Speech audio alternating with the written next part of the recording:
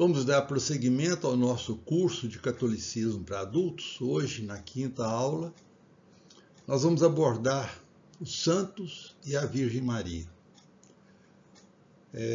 Eu sou Evaldo da Assunção, sou médico, escritor e tive uma atividade muito acentuada, bem intensa na Igreja de Belo Horizonte e agora onde eu moro, aqui em Castelhanos, no Espírito Santo, continuo tendo alguma atividade na igreja local. Esse curso é baseado num livro que eu escrevi e publiquei na época, chamado A Quem Iremos. Então vamos iniciar a nossa aula. Eu não vou fazer minha apresentação, mas porque quem está assistindo o curso já me conhece bastante.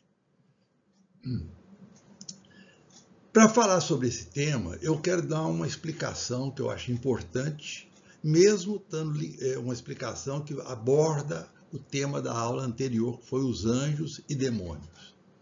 Quando a gente fala sobre anjos, demônios, falando agora sobre a Virgem Maria, sobre os santos e até mesmo sobre Cristo, né, é importante a gente ressaltar que praticamente todas as imagens que são apresentadas aqui, e em qualquer parte do mundo, em qualquer exposição, em qualquer lugar, né, essas imagens são meramente representações iconográficas de cada uma dessas pessoas, feitas por artistas, cada um fazendo uma interpretação sua de como deveria ter sido os santos, né, a própria Virgem Maria, Jesus. E os anjos, aí já é um pouco mais complicado, porque quem viu um anjo não o fotografou. Então, e a descrição é sempre difícil, porque tem elementos que dificilmente a pessoa conseguiria expressá-los. Então, isso é importante para as pessoas entenderem que nós estamos apresentando imagens, mas que elas não são as representações exatas daqueles que estão sendo representados. É apenas para a gente poder entender o que está sendo apresentado.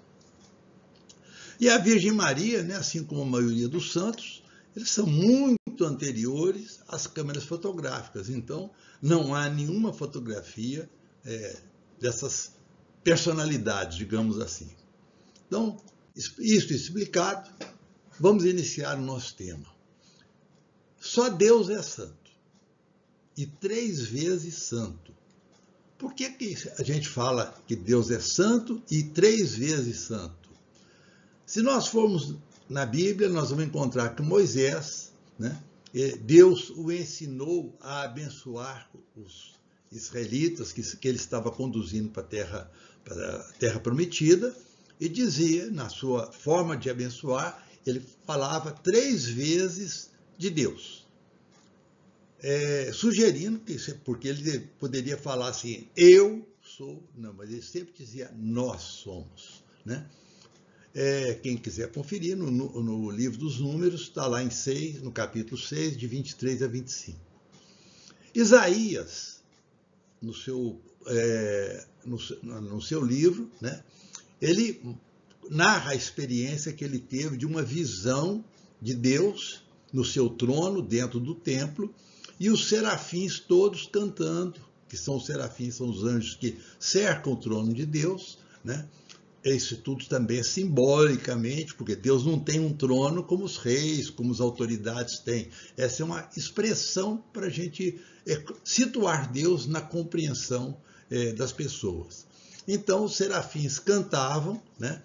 E o canto de oração que eles fazem continuamente é aquele que nós usamos durante as celebrações também, que fala Santo, Santo, Santo, é o Senhor Deus do Universo.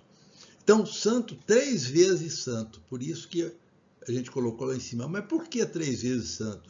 Porque exatamente é Pai, Filho e Espírito Santo, as 3 pessoas da Santíssima Trindade. Jesus, quando ele já terminando o seu tempo aqui na condição de Deus humanado, né, ele manda os seus discípulos irem por todo mundo para pregar o Evangelho e batizando-os, aí agora palavras de Jesus, batizando-os em nome do Pai, do Filho e do Espírito Santo. Portanto, o próprio Jesus nos fala que Deus é trino, né? Não são três pessoas separadas, três pessoas numa só. Tertuliano, um dos pais da igreja, lá do século II, já afirmava que Deus era trino.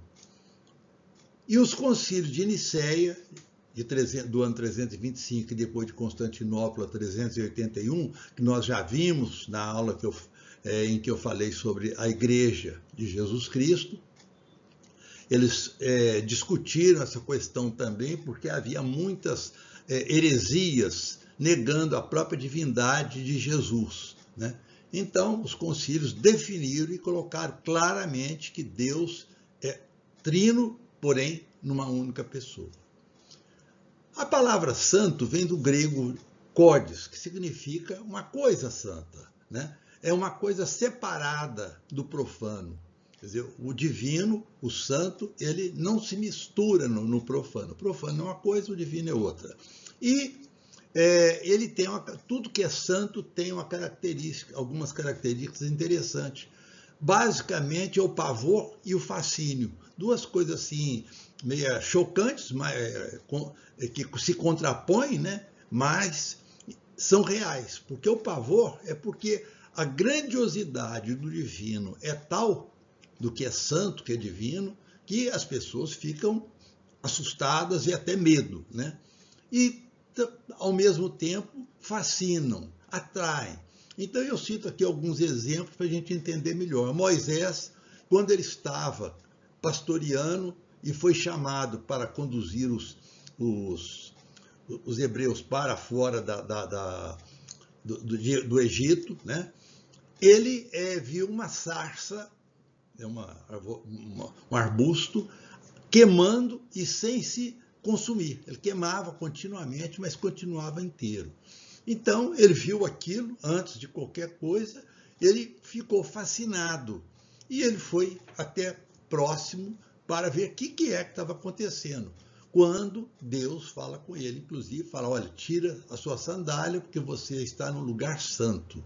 Então, aquele fascínio, né, que ele teve, de certa forma, já causou nele um certo receio. Aqui eu não posso pisar de sandália, tem que ser com o pé no chão.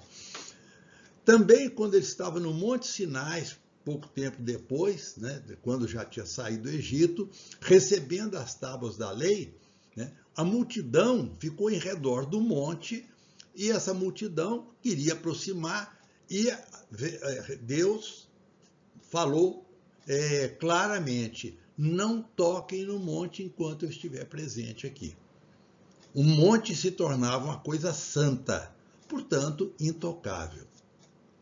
E quando Moisés voltou, depois dele ter ficado face a face com Deus, ele estava tão iluminado que as pessoas não conseguiam olhar para ele, doía a vista, e eles ficavam assustados, apavorados, né? Porque o santo estava se manifestando ali nele, em Moisés, e ele teve que colocar, inclusive, um véu sobre a cabeça toda vez que ele ia conversar com o povo.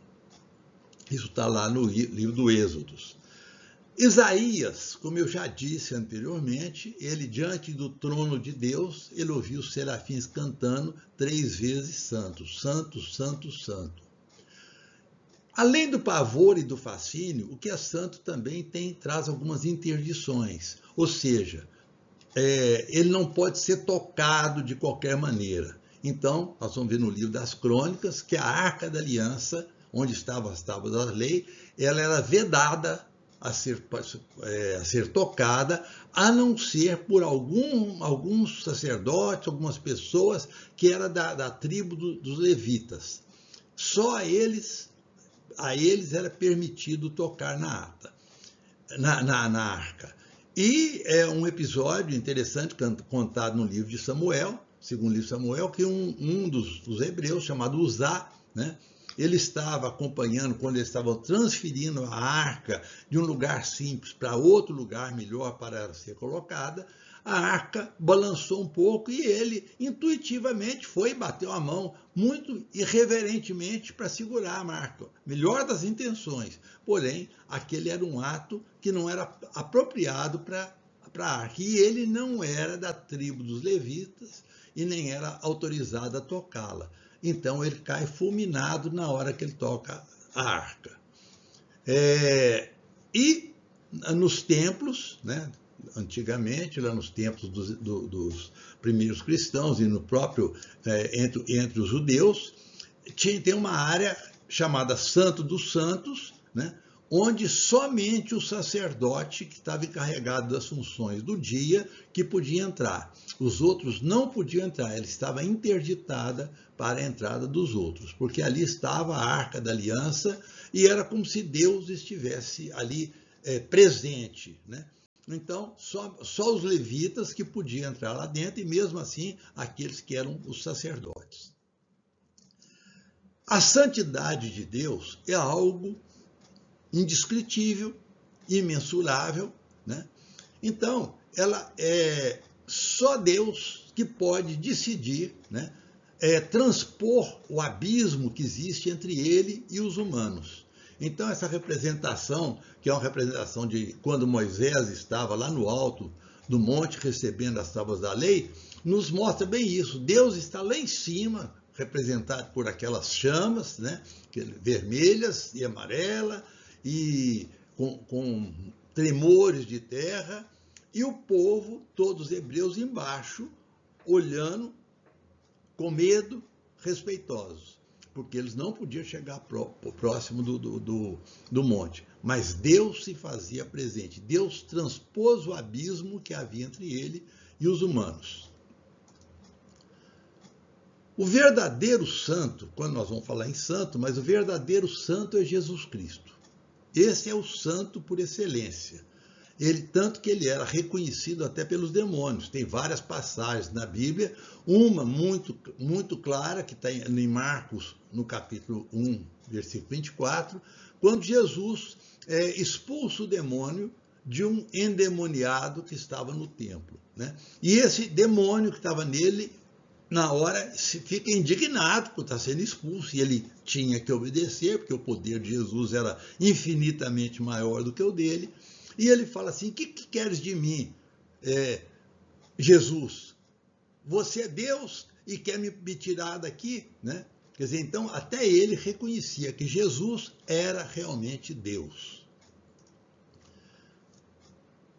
Então, nós dizemos que Jesus é santo porque ele é Deus, porque só Deus é santo. E Jesus é santo porque ele é Deus na segunda pessoa da Santíssima Trindade, que a primeira é Deus, segunda é Jesus e terceiro o Espírito Santo. Sacrifício é uma coisa importante a gente entender para poder entender a santificação. O sacrifício é uma palavra que vem do latim sacer facere, que significa tornar uma coisa santa. Então, com o sacrifício, a gente torna as coisas santas. E Cristo, né, antes dele chegar, havia todos os cerimoniais de purificação, aqueles sacrifícios de animais e tudo mais, né? Era uma purificação do povo mais externa. Quando Cristo se entregou para o sacrifício da cruz, ele realmente nos santificou em todos aqueles que creem nele, que acreditaram que ele era o Filho de Deus, o Deus humanado. Então, por isso que nós podemos dizer que nós nos tornamos santos, não por poder nosso ou por vontade nossa, mas porque nós nos tornamos santos em Cristo. Na medida em que nós nos ligamos a Cristo, nós nos tornamos santos à semelhança de Cristo. Não igual a Cristo, porque igual a Cristo não existe nenhum. A semelhança de Cristo. E nós todos somos chamados, toda a humanidade é chamada a ser santa, né? Desde que ouvindo e praticando o que Cristo ensinava. Então, a palavra de Cristo, os ensinamentos de Cristo, se seguidos, tem o dom de nos tornar santos. Claro que nós somos santos e pecadores, mas nós temos uma santidade ampliada, digamos assim, pela presença de Jesus Cristo em nós. E para isso é que nós recebemos o livre-arbítrio. Já falei isso numa outra aula, mas vou repetir aqui porque eu acho muito importante. O livre-arbítrio é um presente que Deus nos deu para que nós possamos usá-lo e merecer tudo aquilo que nós recebermos, entende? Porque nós estamos buscando porque queremos. Ou seja, com o livre-arbítrio eu posso decidir ser santo e posso decidir não ser santo. Eu decido ser bom, posso decidir ser mau. A decisão é minha. Essa figura eu achei ela linda porque ela exprime bem o que é livre-arbítrio. Nós estamos sempre numa encruzilhada. E não tem ninguém ali para dizer assim, vem cá, vamos para lá. Eu estou diante de duas estradas, a escolha é minha. Agora, claro que se a minha escolha livre foi minha, as consequências, boas ou ruins, serão também responsabilidade minha. Então, nós não podemos colocar culpa em Deus, culpa em Jesus, culpa nos outros, porque aconteceu isso ou aquilo. Tudo que acontece comigo, eu tenho a responsabilidade de que a escolha foi minha. Claro que existem coisas que eu não escolho. Eu estou andando na rua, vejo um carro e me atropela. No meu livre-arbítrio, eu não fui atropelado, o que eu queria, mas eu tive o livre-arbítrio, talvez, de atravessar a rua com sinal para pedestre aberto e evitaria aquela situação. Ainda que quem está no carro que me atropelou também estava no uso do seu livre-arbítrio e ele, no livre-arbítrio, que não quis respeitar sinal nenhum. E por isso ele atropela uma pessoa. Então nós temos que entender que o mal existe no mundo por causa do livre-arbítrio de alguém. Porque nós vivemos intercruzados, toda a humanidade, todos os humanos, nós dependemos uns dos outros, mesmo não acreditando nem aceitando isso. Por quê? Nós dependemos porque nós dependemos do bom uso do livre-arbítrio dele para que eu não seja prejudicado por uma ação inadequada dele. Enfim, nós temos que estar atentos que a nossa responsabilidade ela não cessa nunca. Até na hora que nós morremos, a nossa decisão, já falei isso na uma aula anterior também, a nossa decisão de se nós queremos voltar a Deus ou não, é uma decisão que nós vamos tomar no nosso livre-arbítrio, exercido nesse momento na plenitude dele. O agente principal da santificação nossa é o Espírito Santo. E isso acontece no batismo. Quando nós somos batizados, aquela expressão que fala, é o pecado original, é a nossa imperfeição. Não há necessidade de nós ficarmos questionando que pecado original que é isso. Nós nascemos com uma imperfeição, mas no batismo nós ficamos absolutamente liberados disso. Nós nos tornamos santo no momento que todo bebê batizado é santo. No decorrer da vida, exercendo o livre-arbítrio, ele pode ampliar ou excluir essa santidade. Por isso, nós no batismo somos todos, fica bem claro, todos humanos, somos vocacionados. O que é vocacionado? É chamados à santidade. Então nós recebemos o batismo, recebemos ali o Espírito Santo e a partir dali nós podemos e devemos buscar a santidade. Se não buscamos, é porque nós não queremos e vamos assumir a nossa responsabilidade. Quem é santo? Quando nós falamos em santo, nós estamos falando de uma maneira muito genérica. Mas existem aqueles que foram definidos como santos. São santos que temos vários, Santo Antônio, Santo Inácio de Loyola, São José, esposo de Maria, todos são santos. Mas o que é um santo? Duas formas para a santificação. Uma é cruenta, é com sofrimento, e são os mártires. os mártires deram a sua vida para confirmar a sua fé em Jesus Cristo, em Deus. Já outros, não, felizmente, não precisaram de passar pelo martírio, mas têm uma forma de vida que é toda ela voltada, né, para cumprir o plano de Deus a nosso respeito. Então, a santidade pode também vir de uma forma incruenta, ou seja, sem dor, sem morte, sem castigos, simplesmente pela forma que nós vivemos. Se pegamos uma irmã Dulce, a Madre Teresa de Calcutá, nenhuma delas foi sacrificadas, foram mortas, foram queimadas ou foram, enfim, martirizadas. Mas elas fizeram uma opção de forma de vida.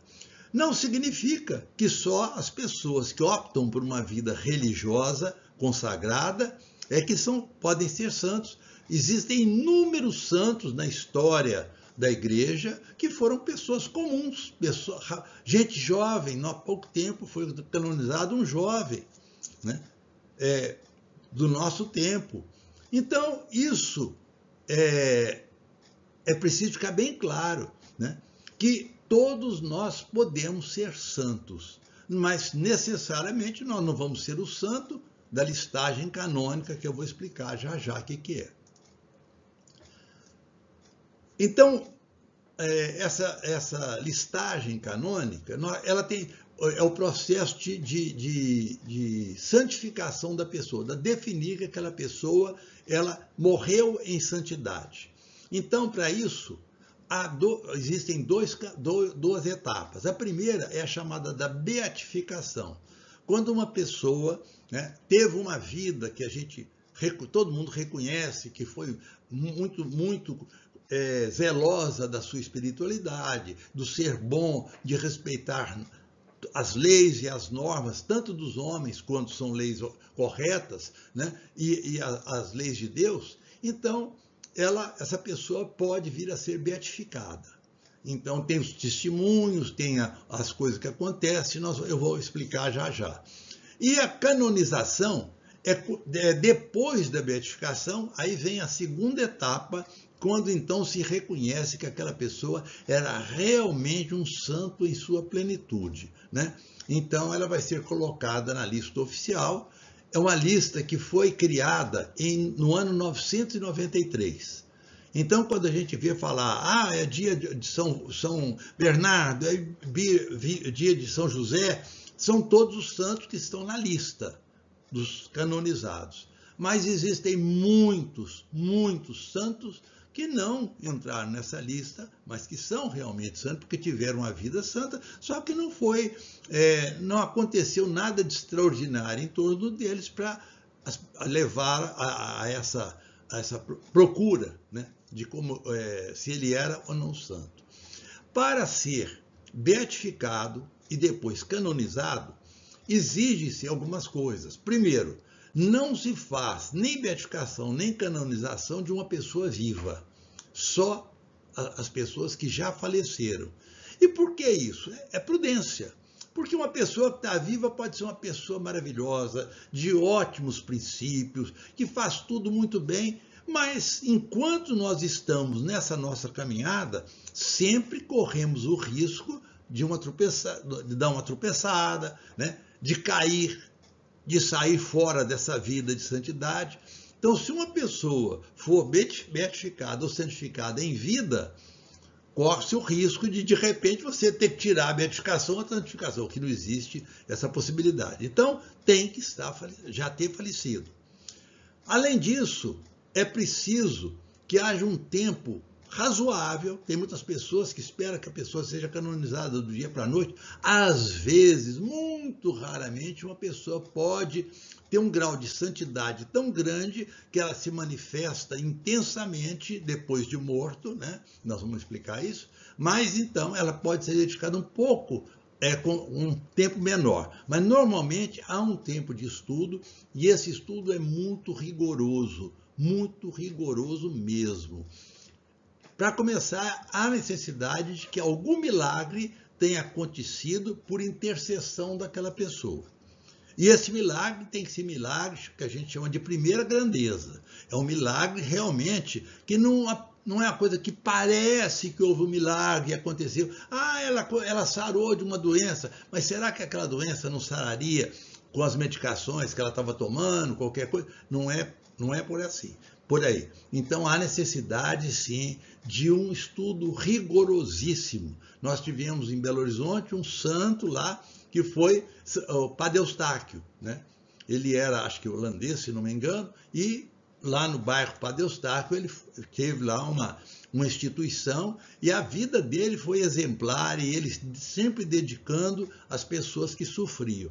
Então, ele foi beatificado quando aconteceu uma cura de um câncer numa pessoa que era absolutamente incurável, e, inclusive, colegas meus de medicina participaram da comissão que examinou aquela pessoa, o paciente que se dizia curar dele. Chegou-se à conclusão que aquele câncer não tinha condição de curar espontaneamente do jeito que ele curou, então, e ele havia feito o seu pedido da intercessão de Padre Eustáquio, é sinal de que ele realmente está no caminho da santidade. Então, houve a beatificação.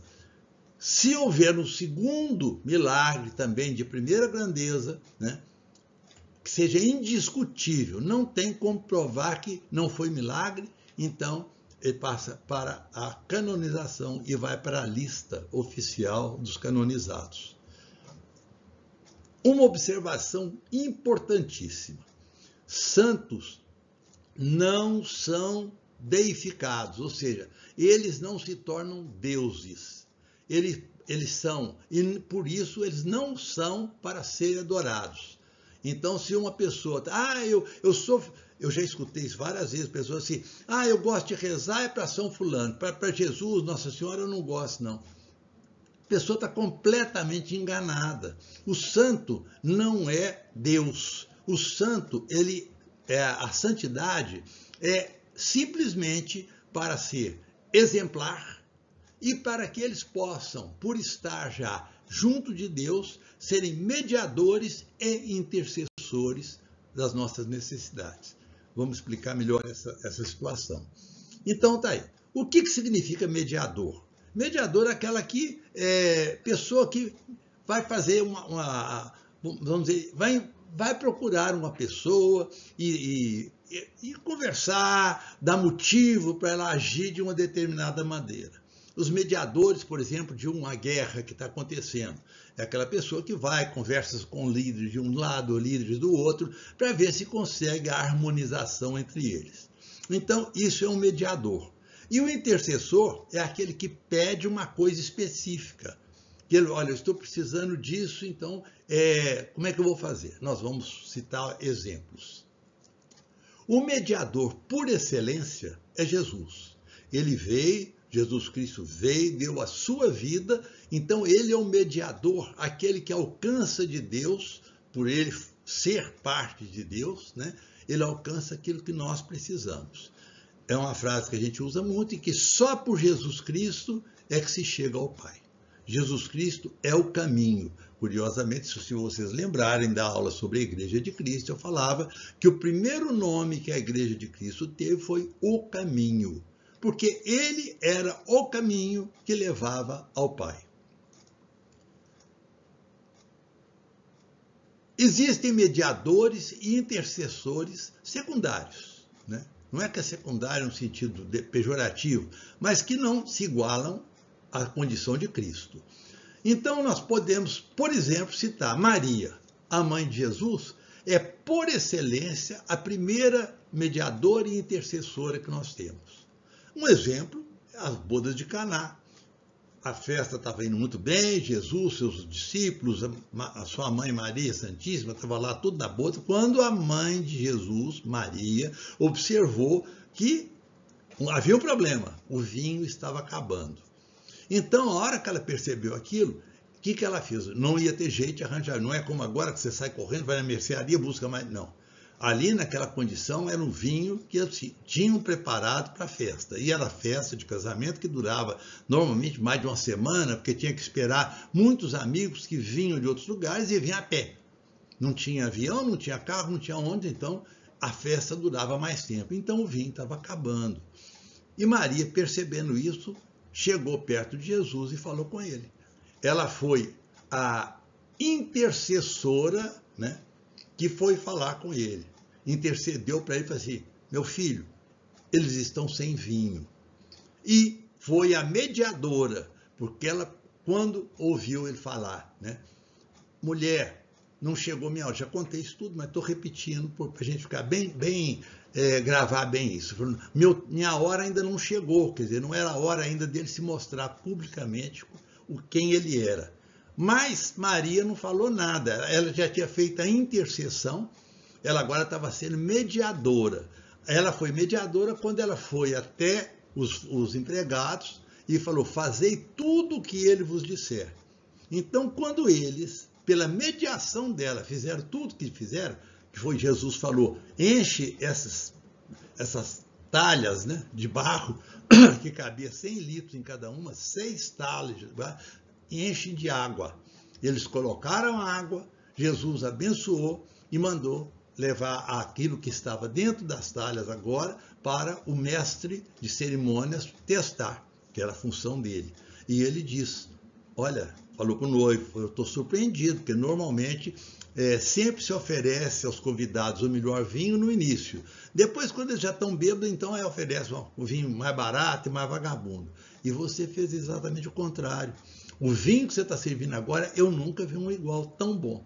Que vinho era esse? Era o vinho que Jesus tinha transformado em água. Por quê?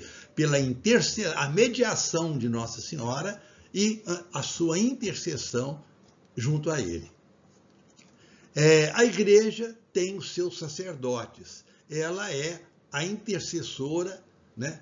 Aí já não é exatamente uma mediadora. É mediadora em termos, mas ela é sobretudo intercessora, porque ela intercede junto a Deus pelas necessidades da sua comunidade, das pessoas que ela tem acesso. Os santos e todos aqueles que estão junto de Deus, porque tem muitos que estão junto de Deus, né, e não são da lista canônica. Nossos parentes, familiares, todos eles estão em Deus, eles são mediadores e intercessores nossos lá junto a Deus. Então, os santos da lista canônica ou os não canonizados, mas que estão junto de Deus, podem sim ser nossos intercessores e mediadores, porque nas nossas orações nós podemos pedir, através deles, que Deus nos atenda em alguma coisa. Os fiéis, de um modo geral, são mediadores e principalmente intercessores. Quando que nós somos intercessores? Quando nós, nas nossas orações ou nas celebrações da Eucaristia, né, nós oramos e confiamos na atenção de Deus para os nossos pedidos. Pedidos que nós fazemos para nós mesmos ou pedidos que fazemos para outras pessoas que nós sabemos que estão precisando.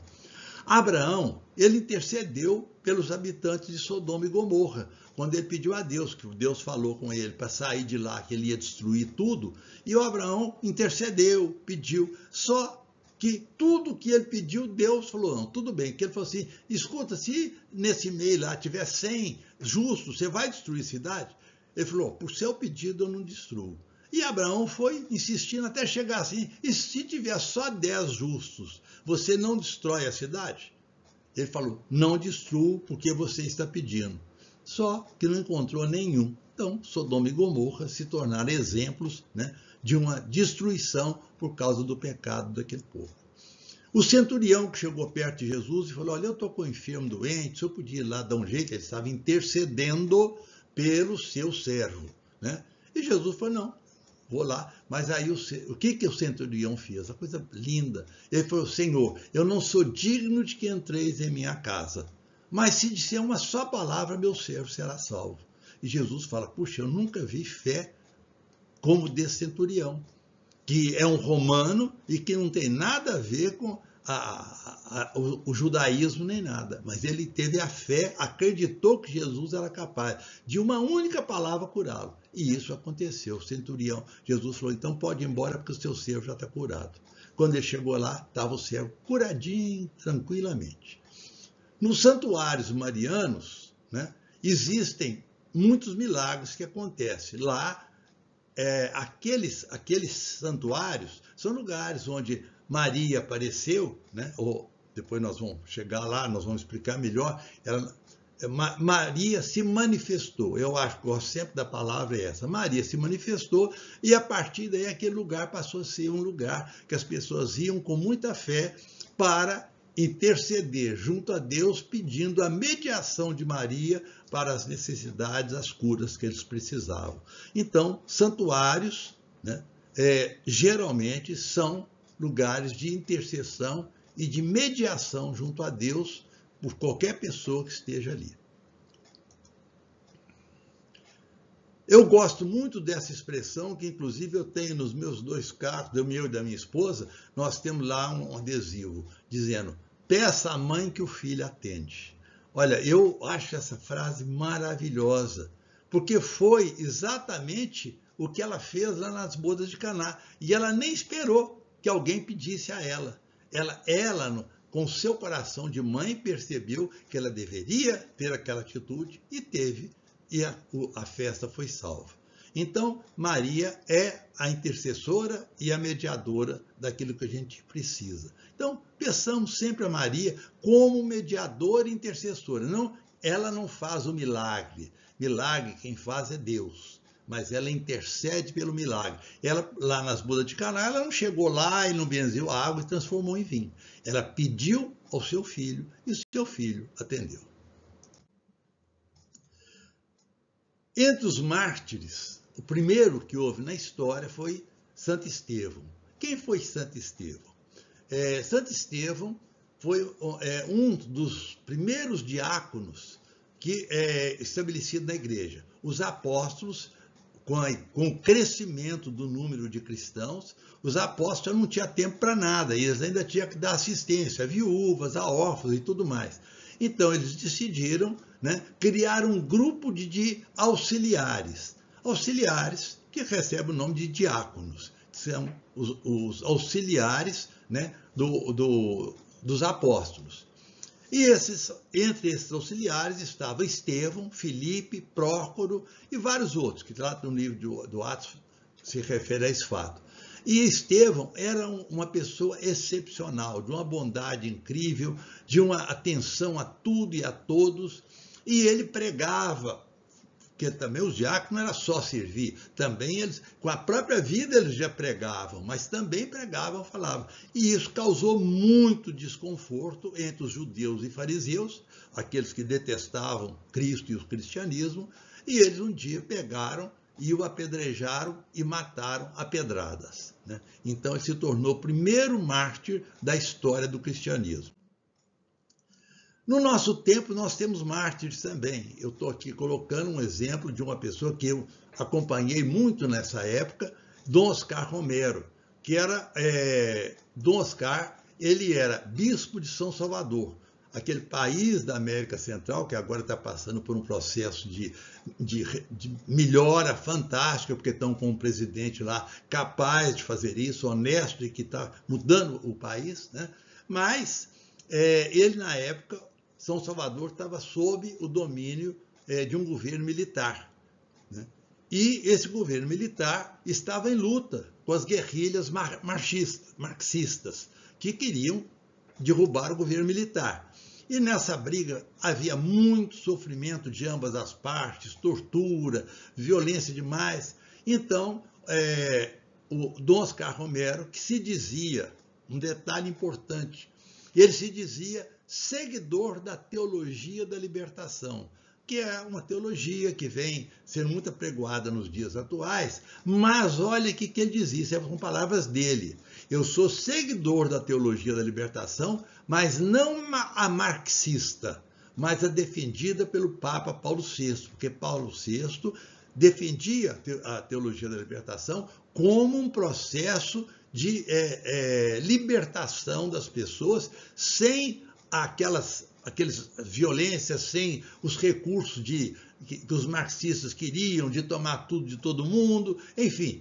Era a mesma teologia, porém teve aqueles extremistas que caminharam para a esquerda e aqueles que não eram extremistas, mas que viram na teologia da libertação exatamente a mensagem de Jesus, que é a mensagem do amor, da caridade, do acolhimento àquelas pessoas que sofrem. Então, ele era um seguidor, sim, da teologia, mas essa, como ele bem dizia. E ele ainda dizia, eu nunca li nenhum livro de teologia da libertação, nunca li nenhum documento desse pessoal da teologia da libertação. O livro que me orienta para a teologia da libertação é o Evangelho. São as bem-aventuranças que eu procuro aplicar com todos aqueles fiéis que participam da nossa comunidade. Por isso, ele causou desconforto tanto de um lado como do outro. Os dois lados detestavam a ele, porque ele estava interferindo na ação violenta dos dois lados. E um dia, um atirador entrou na igreja, onde ele estava celebrando a missa, e deu um tiro nele, e ele caiu morto diante do altar. Eu digo que lugar bonito para a pessoa poder morrer, né, dando a vida por Cristo. Ele foi beatificado isso aconteceu em março de 1980, a morte dele. Ele foi beatificado em 2015 e canonizado em 2018, porque cumpriu toda aquela sequência que nós falamos antes. Outra coisa importantíssima que a gente tem que gravar bem, aos santos e à Virgem Maria, a gente faz adoração? A resposta é não. Aos santos e à Virgem Maria não se faz adoração, porque a adoração é feita somente para Deus. Aí nós entramos numa discussão que eu já falei numa aula anterior, né, sobre a questão de imagens, porque surgiu um movimento, uma heresia dos iconoclastas, que dizia que Deus proibiu fazer imagens de deuses estrangeiros. Então, qualquer imagem que fizesse era para ser destruída. E quebrava a imagem, deu muita confusão, isso foi anos e anos acontecendo isso. No entanto, essas pessoas parecem que não leram a Bíblia. Tem muita gente que quer ser mais rigoroso do que o próprio rei, né? Então, no livro do Êxodo e do Deuteronômio, existem proibições de imagens de deuses estrangeiros. Por quê? Porque naquele tempo, os países vizinhos dos hebreus, dos israelitas que tinham já mudado para a terra prometida, faziam adoração para os deuses mais variados e tudo não era o Deus, isso fazia a adoração das estátuas desses deuses. Então, a proibição de Moisés veio, graças ao que Deus já havia dito para ele, de fazer essas imagens. No entanto, o próprio Moisés, 2 vezes, né, aparentemente quebrou essa norma, quando ele, obedecendo o que Deus falou com ele, porque durante a travessia do deserto houve um ataque de cobras venenosas e morreram muitos dos israelitas, né? Então Deus falou para Moisés, faça uma cobra de bronze, coloca numa cruz e suspenda no meio da aldeia de vocês. E toda pessoa que for mordida pela cobra, chegar e se prostrar diante dessa imagem, né, será curada. Essa imagem, ela de certa forma, é uma imagem antecessora da própria crucificação de Cristo. Então, é Cristo crucificado e salvando as pessoas. E o próprio Moisés também, já falei isso antes, né? Na Arca da Aliança, que tinha as tábuas da lei, Deus mandou colocar 2 imagens de querubins em cima com as asas estendidas. Está aí na fotografia sendo mostrado. Então, são 2 situações que imagens foram feitas, mas por ordem de Deus, porque ele queria que as pessoas aprendessem a olhar aquilo não como a estátua, a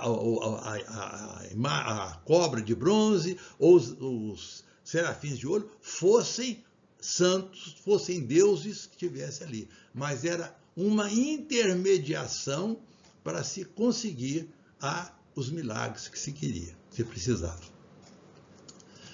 No Concílio de Trento, de 1545, que foi que nós já falamos sobre ele, já explicamos, contra os iconoclastas, né? Aqueles que quebravam imagens, ele colocou de uma maneira muito clara: as imagens se presta, a imagens se presta honra e veneração, mas nunca culto. É muito diferente.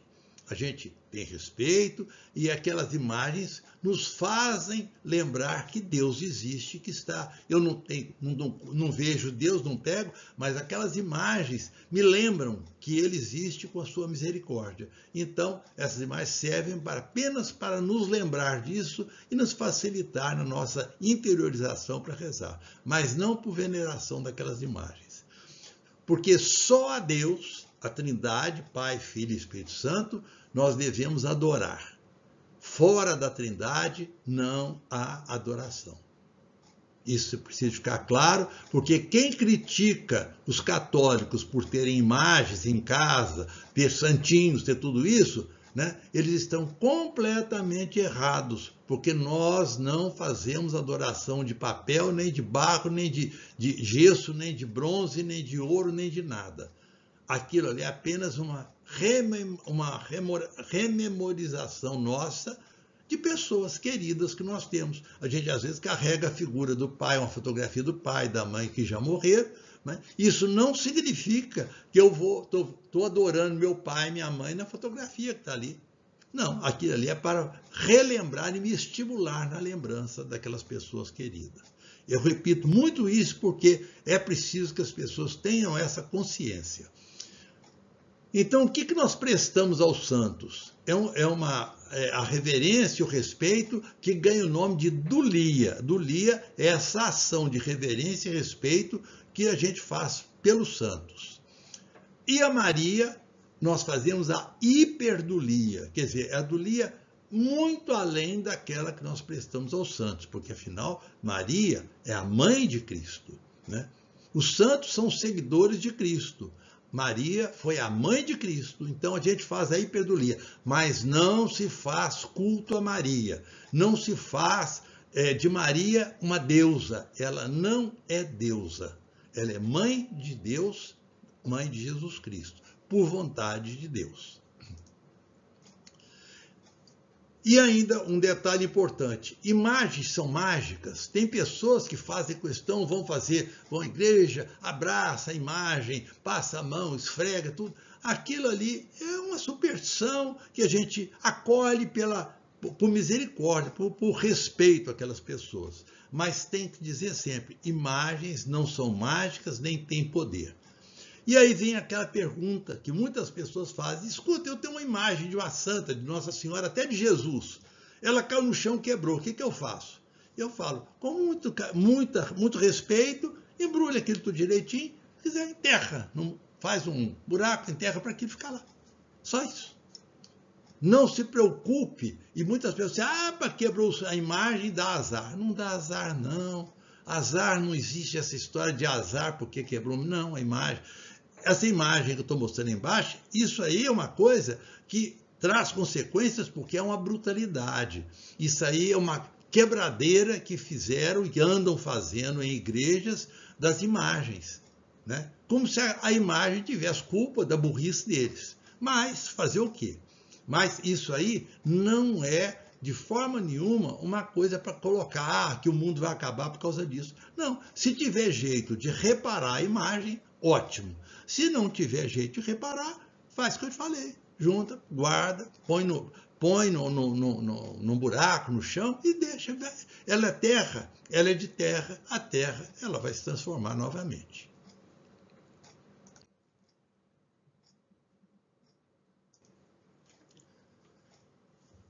Vamos falar agora mais, vamos dizer assim, particularmente, sobre Maria Santíssima, né? Aquela que um dia, ela provavelmente estaria entre 13, 14, 15 anos, que era a idade mais ou menos que as moças vinham a se casar, né?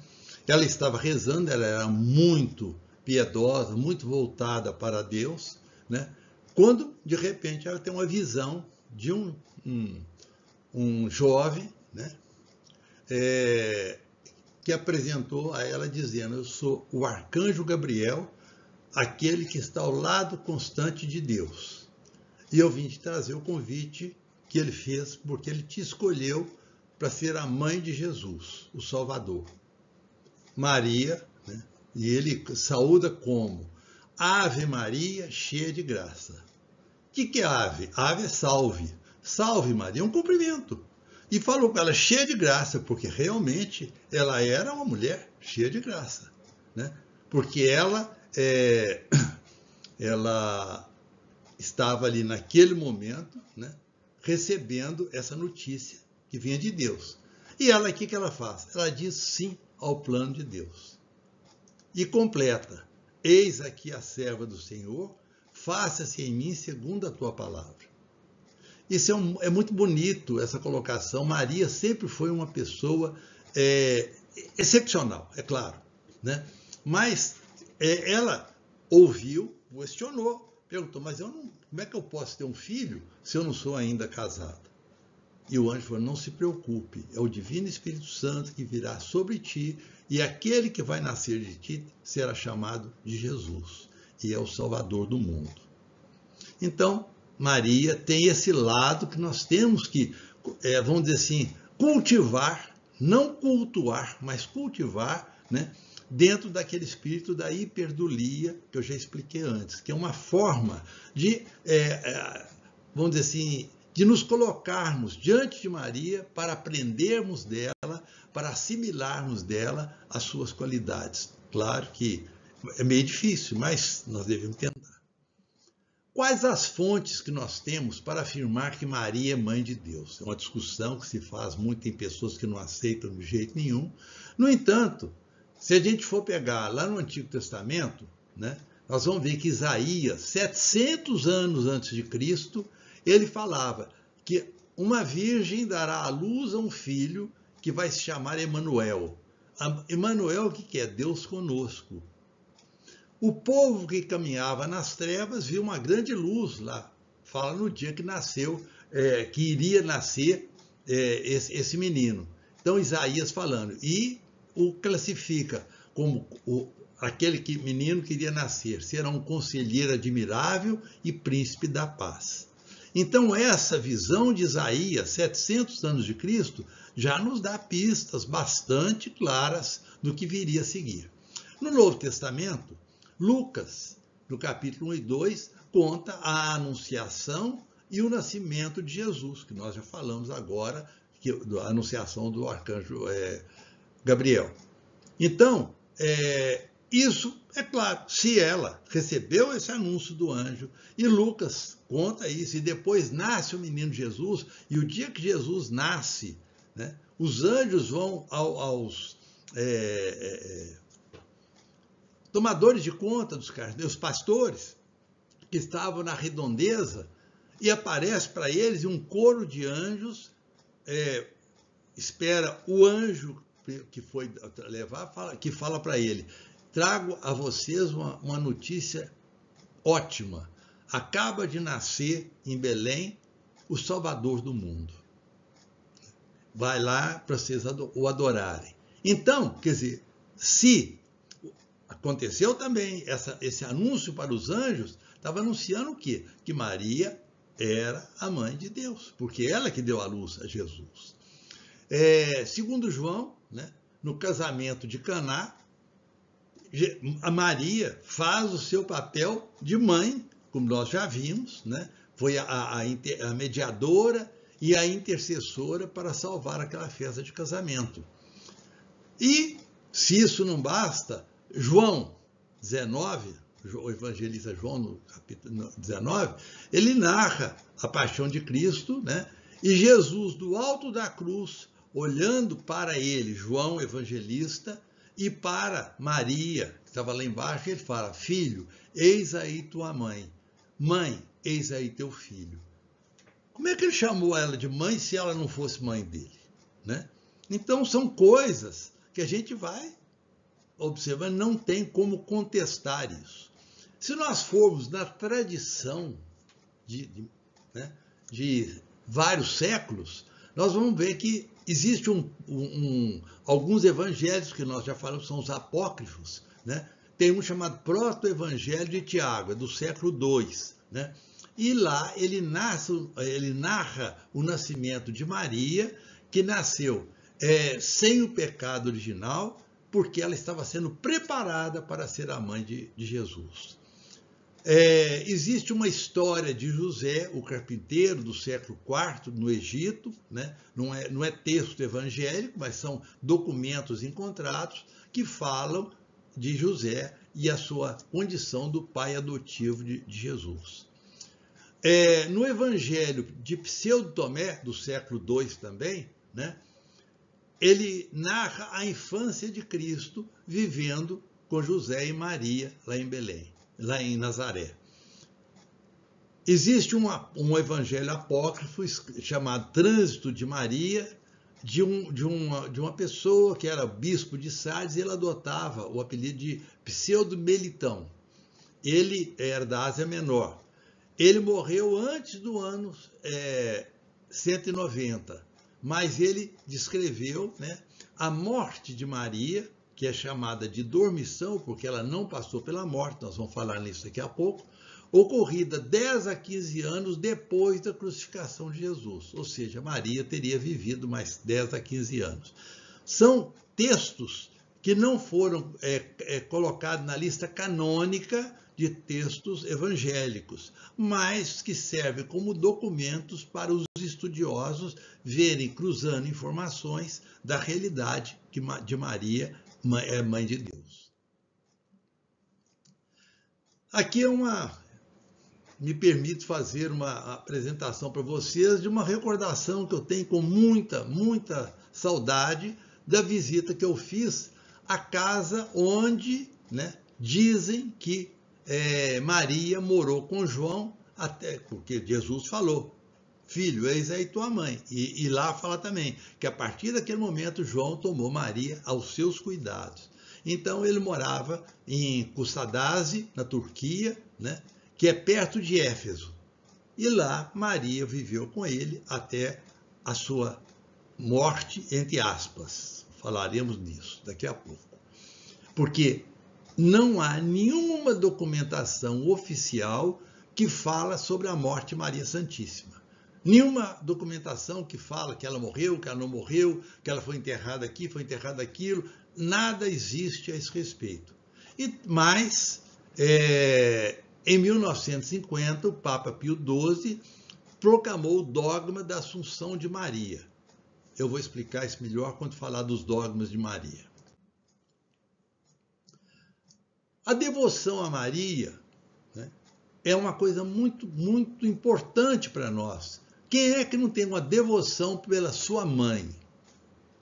Por uma tia, pela avó, que cuidou enfim, teve um carinho muito especial por você, né? Então nós temos que ter esse carinho pela nossa mãe, porque ela, sendo mãe de Jesus e ali ter sido dada por Cristo como mãe de todos nós, ela é mãe não só dos padres, bispos, sacerdotes, mas de cada pessoa, por mais humilde, por mais importante que ela seja, não há nenhuma acepção contra essas pessoas. Maria estende o seu manto, e essa figura eu escolhi porque eu achei ela maravilhosa. Ela estende o manto sobre todos nós para nos proteger e para ela poder intermediar e mediar para nós as nossas necessidades. A devoção de Maria, ela é antiga, desde os primórdios do cristianismo, tem lá nas catacumbas, né, de Roma, muita coisa assinalada mostrando que havia já uma devoção muito grande, um carinho muito grande por Maria. No ano 431, no Concílio de Éfeso, foi proclamado o primeiro dogma a respeito de Maria, que foi a atribuição a ela o nome grego de Theotokos, que significa mãe de Deus. Então, nesse concílio, foi proclamado o primeiro dogma, que confirma que Maria é mãe de Deus, porque é mãe de Jesus Cristo.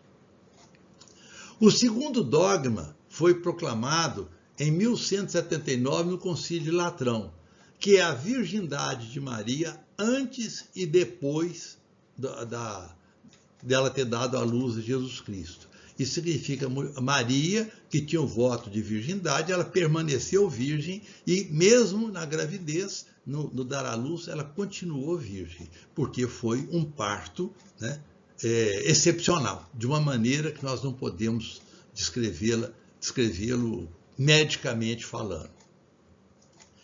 O terceiro dogma foi proclamado por Pio IX em 1854, que é o dogma da Imaculada Conceição. Esse dogma tem uma história interessante, né? Que ele foi praticamente confirmado por duas manifestações, uma antes e outra depois da proclamação desse dogma, que é que Maria ela foi concebida de modo imaculado, quer dizer, ela não teve o pecado original, ela foi uma pessoa isenta do pecado. E isso foi, ela anunciou quando apareceu para Catarina de Labouré, lá na rua Lebac, em Paris, em 1830, e deu a ela a medalhinha que todo mundo que tem alguma devoção sabe bem, chama medalha milagrosa, né? Essa medalha foi dada a ela numa aparição que ela fez para essa freirazinha Catarina de Labouré. E em 1858, Bernadette Soubirous, em Lourdes, né, ela teve a visão de Nossa Senhora, que ganhou o nome de Nossa Senhora de Lourdes, e também nas duas situações, para Catarina de Labouré e para Bernadette, Maria se apresentava: eu sou a Imaculada Conceição. Essa foi o anúncio dela quando as duas perguntaram quem ela era. Eu sou Maria, a Imaculada Conceição. O quarto dogma de Maria foi proclamado por Pio XII em janeiro, em novembro de 1950, quando ele proclamou o dogma da Assunção de Nossa Senhora. O que significa isso?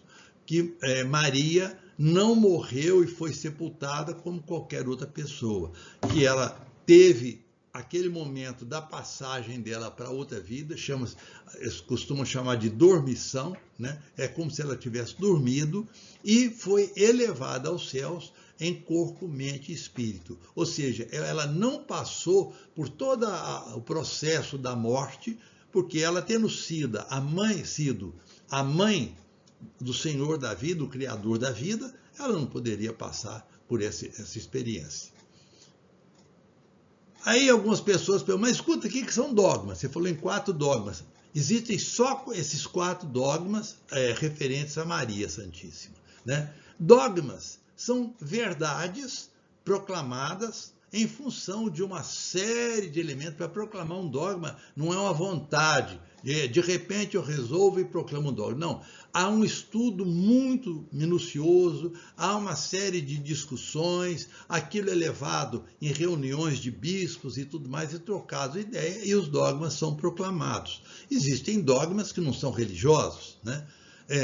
A gente às vezes fala com a pessoa que tem mania de afirmar todas as coisas, a gente fala assim, é muito dogmático, né? Então a palavra dogma vem disso, é uma verdade que vamos dizer assim, completa, que ela tem tudo para ser realmente a verdade. Muitas vezes nós falamos em dogmas que são completamente falsos, mas isso não é o que aconteceu com esses dogmas que foram muito, muito discutidos para que o Papa da época os anunciasse.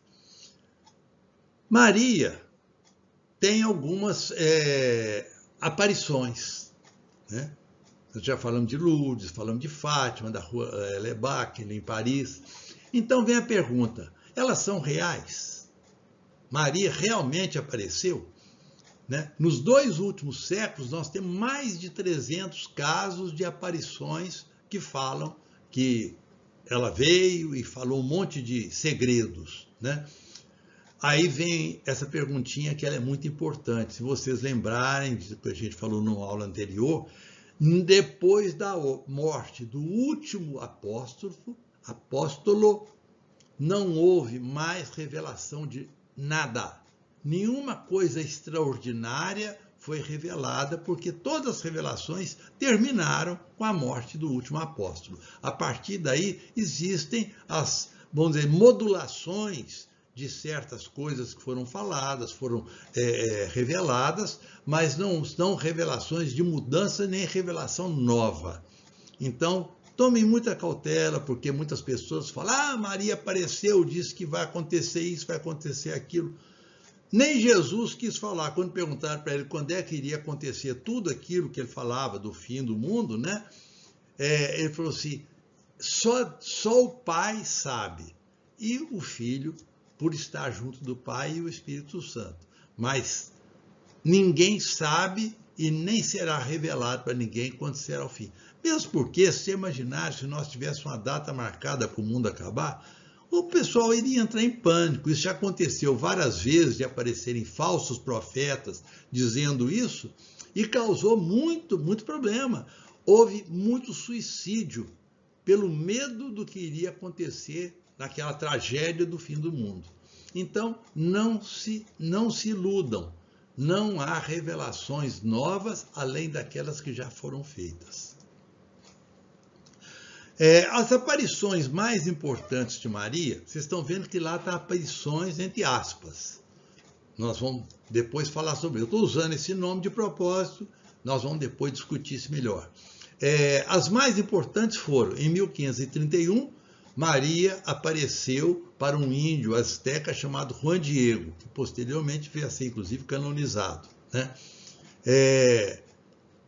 Depois, ali é a figura dessa aparição. Em 1830, na Rua Lebac, que eu já falei, apareceu Nossa Senhora, né, falando e trazendo a medalha milagrosa que foi dada para Catarina de Labouré. Em 1858, em Lourdes, né, Maria se manifesta outra vez para uma jovem, e lá em Lourdes é o lugar onde talvez tenha mais milagres de cura. Para ter uma ideia, mais de 2.000 curas aconteceu lá nesses últimos, desde a sua aparição. Mas o critério da igreja é muito rigoroso. Tanto que lá em Lourdes existe uma comissão de médicos que se revezam, médicos de renome, que fazem a avaliação de milagres. Uma pessoa chegou, eu tinha isso e fiquei curado. A pessoa tem que levar todos os exames que tinha antes, quais medicamentos, quais os cuidados, e de 2.000 curas que devem ter acontecido, mas que não teve toda essa documentação, somente 65 foram reconhecidas.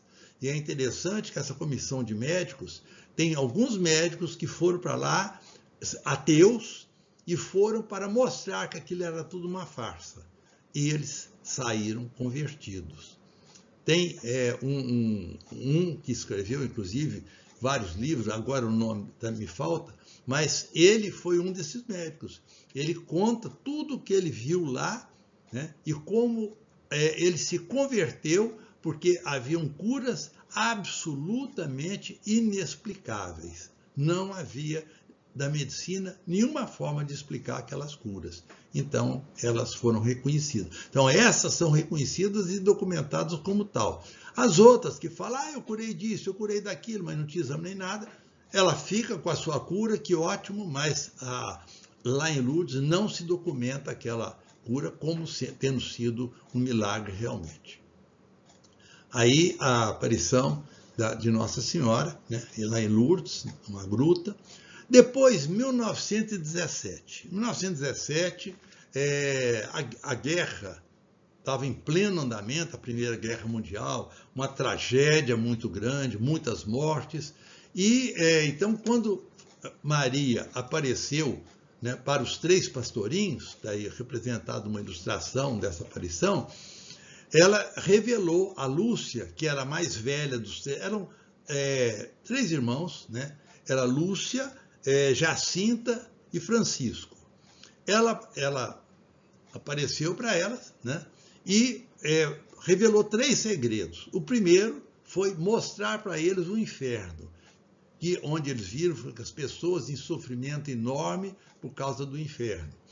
O segundo segredo foi que a Primeira Guerra já iria terminar breve, mas que logo em seguida começaria uma outra guerra, que foi a Segunda Guerra Mundial, mais trágica ainda. E o terceiro segredo, não sei por que razão, ficou escondido, não foi revelado, né? Depois falaram que ela já tinha autorizado a revelação, mas aí se discute muito, cada hora aparece uma coisa. Primeiro falaram que a revelação ficou escondida porque era o assassinato de um papa, que ela fala realmente de um assassinato, né? A bala e a flechadas, a visão que ela teve, né? Então, quando João Paulo II teve um atentado contra ele levou um tiro, todo mundo falou assim, olha o terceiro segredo sendo revelado. Mas não revelou, porque ele não foi assassinado, ele se recuperou. Outros falam que é o fim do comunismo, que o comunismo iria tomar conta do mundo, mas depois ele ia acabar. Também nós estamos aí na expectativa, a gente está vendo uma queda muito grande do comunismo em vários países, outros tolamente estão querendo implantar, mas sem ver o exemplo dos outros que já se libertaram, né? E outra hipótese seria uma catástrofe mundial, onde mais da metade da população do mundo ia ser destruída. Isso tudo está guardado, ninguém sabe se é verdade, não é verdade, ninguém fala, mas existem os sensacionalistas que querem dizer, não, eu já fiquei sabendo, tem uns que falam que teve até uma visão de Nossa Senhora que contou para ele o terceiro segredo, enfim, fantasias. Mas tudo isso eu falo que é uma tolice a gente ficar especulando sobre isso. O importante é nós vivermos a nossa vida com a melhor qualidade, sabendo que a vida tem princípio, meio e fim. O dia que chegar o nosso fim, eu falo que o fim do mundo é o dia que eu morrer.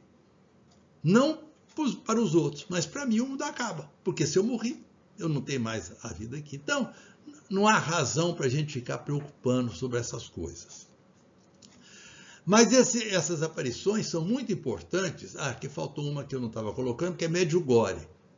Medjugorje causou, em 81, um impacto muito grande no mundo inteiro. Eu estive em Medjugorje, né? E realmente havia um clima de espiritualidade muito intenso, mas a igreja nunca reconheceu essa aparição. Aí é que está, depois nós vamos mostrar como que se reconhece que uma aparição, entre aspas, né, ela é real. Guardem bem esses 3 pastorinhos, porque eu vou repetir essa história, porque eu acho muito interessante para a gente entender tudo isso. O importante é que em nenhuma das aparições, entre aspas, de Maria, ela buscou ser adorada, pedindo que as pessoas tivessem por ela assim, uma adoração de Deus, nada. Ela sempre pedia fidelidade e adoração exclusivamente a Deus Trinitário. Sempre, sempre. Para ela, nada. Para a Trindade Santa, tudo. Bom, aí que vem a discussão que eu quero falar com vocês, que eu acho interessante. Porque a gente fala em aparição, mas aparição, o que seria uma aparição? Seria aquilo, né, aquela situação em que alguém, de preferência já falecido, mas poderia ser uma pessoa viva, mas em outro lugar do planeta, né, aparecesse ao vidente, vamos chamar assim, né, mas teria que aparecer como uma presença concreta, que independente da cultura do vidente. E por que isso? Nós chegaremos lá. Portanto, ela tem que aparecer exatamente como ela era ou é, dependendo se é uma pessoa que já morreu ou uma pessoa viva. Se a pessoa que aparece e quem o vidente descreve, exemplo, Maria. Quando eu falei lá da Nossa Senhora de Guadalupe, aliás, tem até um vídeo todo sobre esse, eu sugiro a vocês que o assistam, está também no YouTube. Mas aquele índio azteca descreveu Maria como com o aspecto de uma índia. Porque a cultura dele era limitada, era um cara que nunca tinha viajado além lá da sua cidade, ele só conhecia os seus compatriotas indígenas. Então, com isso, ele via uma pessoa, uma Nossa Senhora, com a fisionomia. Tanto que ela ganhou o nome da Virgem Morena. Lá no México fala a Virgem Morena. E, no entanto, nós sabemos que Nossa Senhora não era morena, ela era uma pessoa, não que tenha qualquer problema, mas porque onde ela nasceu, não existiam pessoas, né, morenas assim, vamos dizer, no dia a dia daquelas pessoas. Então, quando a pessoa vê uma coisa, quando ele tem uma aparição, ele tem que ver a pessoa como ela é, ou como ela era, em qualquer época que essa aparição acontecer. Um caso especial, que foi realmente uma aparição, foi um caso acontecido com Santo Antônio. Ele tinha um dom muito especial, que era chamado da bilocação. A bilocação é o seguinte, a história básica dele foi essa. Ele estava fazendo uma celebração, né? E na hora que ele fazia a homilia, ele ia fazer a homilia, ele se lembrou que ele tinha um compromisso, ele tinha assumido o compromisso, não preocupou, esqueceu do horário ou alguma coisa, de fazer uma celebraçãozinha de um canto e tudo, numa outra comunidade distante. Então, todo mundo foi testemunha, que ele, antes de fazer a homilia, ele inclinou a cabeça, ficou em silêncio, imóvel, nada, todo mundo esperando para ele começar, mas ele, sei lá, calado. Daí um cadinho, ele voltou e começou a falar. Depois vieram a saber que aquela comunidade onde ele tinha comprometido de estar lá para fazer um canto, uma celebração cantada, que ele estava lá, naquele momento, fazendo a celebração cantada. Então, a isso se dá o nome de bilocação. É a pessoa estar no lugar, mas aparecer no outro, mas exatamente como se uma pessoa estivesse lá. Isso é raríssimo, mas tem casos documentados. E visão? Visão é alguma coisa que acontece dentro da pessoa. Ele, o vidente, tem a impressão de estar vendo aquela que se manifesta, aquela outra que se manifesta. Mas a característica é interessante.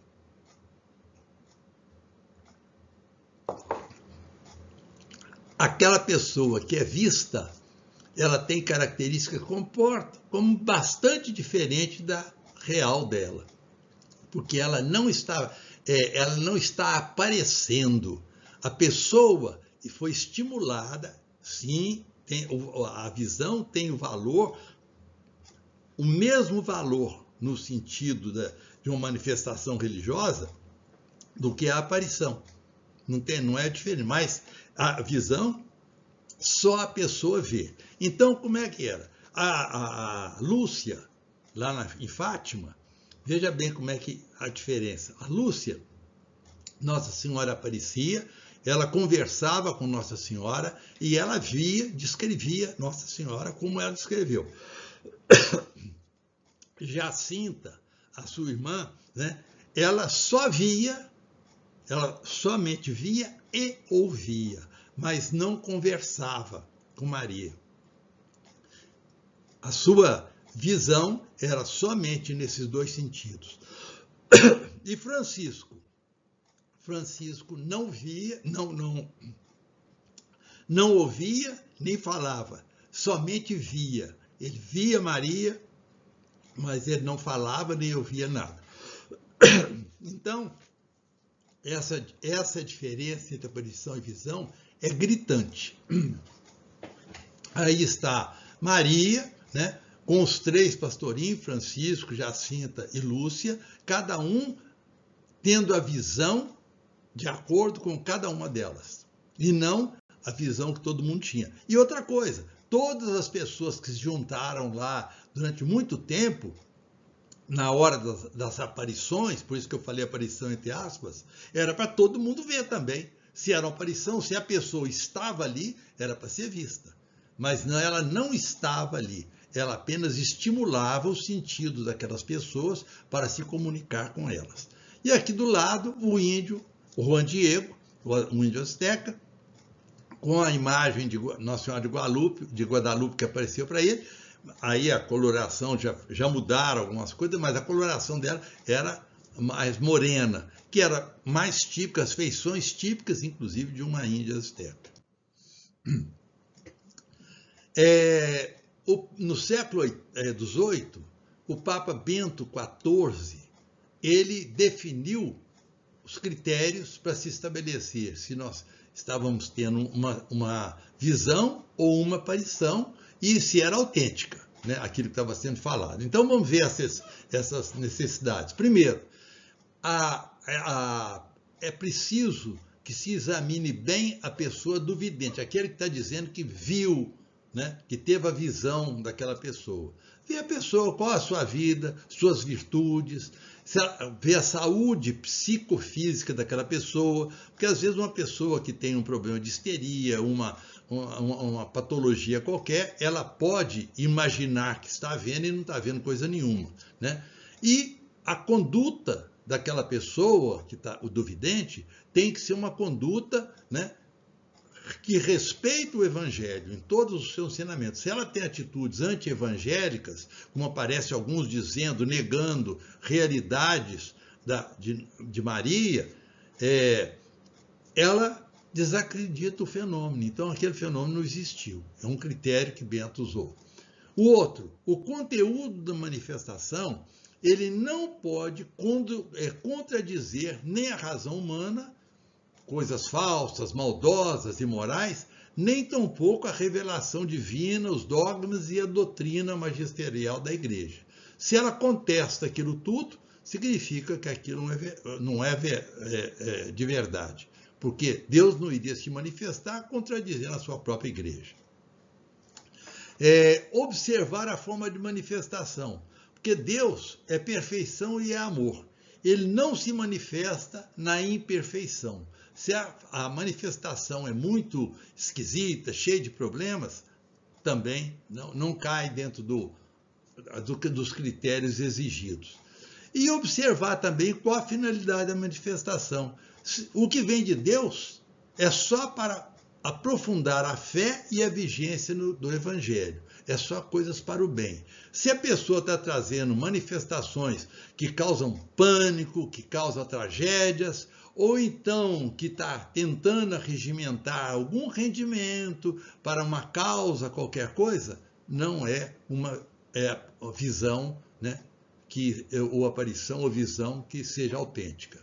E o mais importante, né, é que haja algum milagre. Se não há milagre nenhum, tudo é normal, então, sinto muito, mas aquilo também é uma falsidade. Fátima, por exemplo, nós sabemos que na última aparição o sol parecia que ia cair, girava, e a multidão toda viu isso, estava chovendo muito, todo mundo estava ensopado, mas num determinado momento Lúcia pediu para todo mundo fechar as sombrinhas, os guarda-chuvas, e daí um pouquinho estava todo mundo com a roupa sequinha, como se não tivesse acontecido nada. Então, isso oficializa, por isso que essas manifestações de Fátima, de Lourdes, da Rua Lebac, todas são aceitas, porque tudo isso foi cumprido e manifestando a realidade daquilo tudo. Então nós vamos concluir essas aparições dizendo o seguinte: a manifestação, enquanto visão, não perde a sua importância, né? Falar, não, foi visão, então não tem importância, o importante é uma aparição. Não. E a teologia, ela rejeita as aparições porque tem um detalhe. Se houver uma aparição, principalmente de um santo que já morreu, Nossa Senhora, nós estamos aceitando que os mortos se comunicam com os vivos. E isso contradiz totalmente a doutrina cristã, onde São Paulo tem uma passagem que ele diz: está escrito que só se morre uma vez.